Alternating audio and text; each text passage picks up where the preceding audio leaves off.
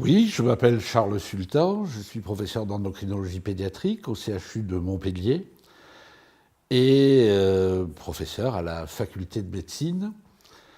Au-delà de l'endocrinologie pédiatrique, qui est l'axe fort du service, je me suis intéressé depuis un peu plus de 20 ans aux conséquences de la pollution chimique environnementale sur la santé de l'enfant.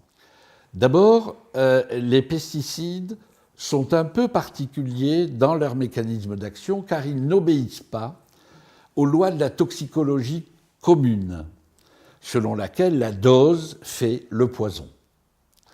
Les pesticides agissent à des concentrations infinitésimales, si bien que cette information me donne l'opportunité de vous préciser que la dose minimale ou ce que les producteurs de pesticides appellent les résidus de pesticides est un leurre.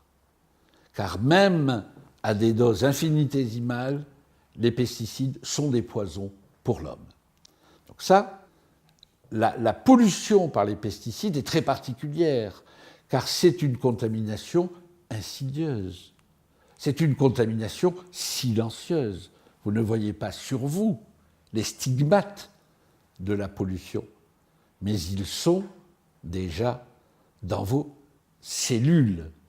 Et on sait que les pesticides, qui non seulement sont des perturbateurs endocriniens, c'est-à-dire ils vont déséquilibrer la balance hormonale, perturbateurs endocriniens, mais n'oubliez pas qu'ils vont agir sur de très nombreux systèmes, sur le système nerveux, sur le système immunitaire, sur le système sanguin et enfin sur la croissance des cellules.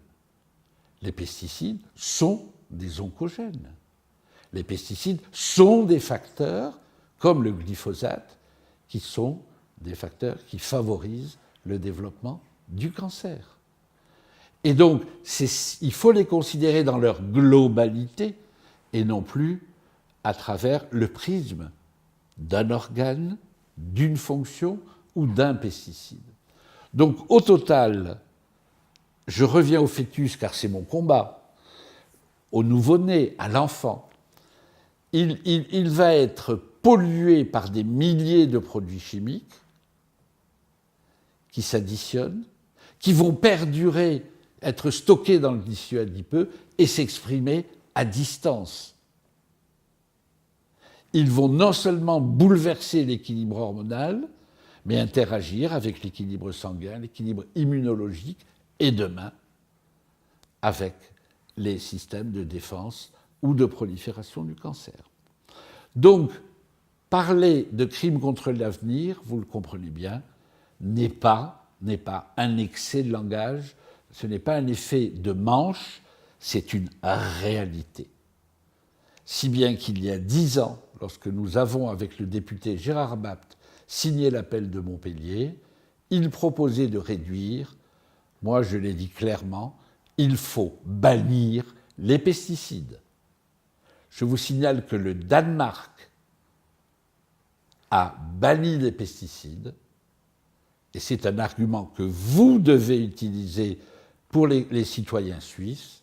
L'agriculture danoise est plus florissante que jamais en ayant supprimé les pesticides. Donc, que retenir des pesticides? Ce sont des poisons pour l'homme, pour le fœtus, pour le développement, pour l'équilibre psychologique. Ce sont des poisons parce qu'ils vont perdurer et se révéler à distance. Ce sont des poisons parce qu'ils vont obérer l'avenir des générations futures. Et ce sont des poisons parce qu'ils favorisent indiscutablement le développement de cancer.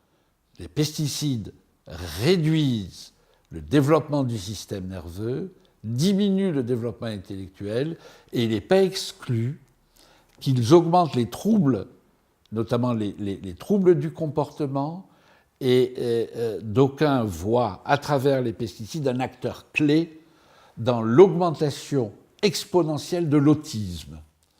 Et on sait que la spermatogénèse d'un homme aujourd'hui est de 50% inférieure à celle de son père. Et un travail publié la semaine dernière montre que la réduction de la spermatogénèse continue d'être observée. Donc, irrémédiablement, nous allons vers un taux de stérilité chez l'homme de plus en plus croissant. C'est tout l'avenir de l'homme, de l'humanité qui est remis en cause à travers les pesticides. Nous rendons les hommes de plus en plus ou de moins en moins fertiles et les femmes de moins en moins fertiles. Jusqu'à quand allons-nous tolérer cette pollution de notre environnement sous la pression des lobbies hyper puissants, alors même que les rendements agricoles peuvent être au moins égaux en l'absence de pesticides?